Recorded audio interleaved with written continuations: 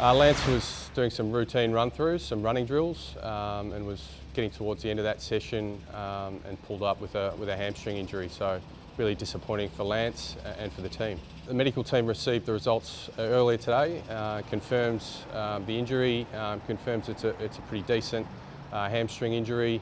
It's on his right side, so he has no history of injury to that side, so it's a new injury. We can't say, right here and now how long he'll be out, but we know it's a decent injury, and he won't run probably for the next 3 to 4 weeks. Probably one of the positives is that there's no tendon damage in the hamstring, so that is a positive.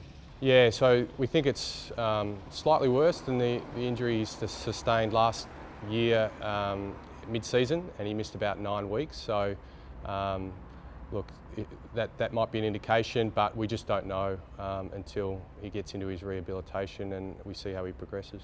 Lance had been going well. He'd been able to put together a really solid block of conditioning training during the shutdown period. He joined our small group skill session last week and did a session, although he pulled up sore towards the end of that session.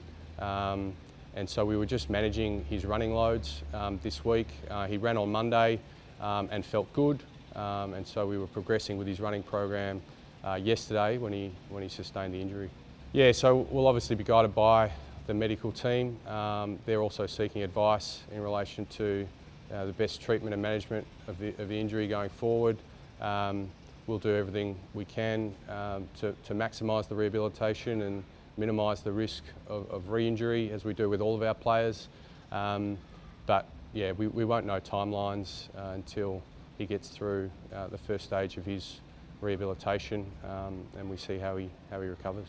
Lance is obviously a champion of the game and a really important player for us. When he recovers, we're confident he'll play a really big role for us.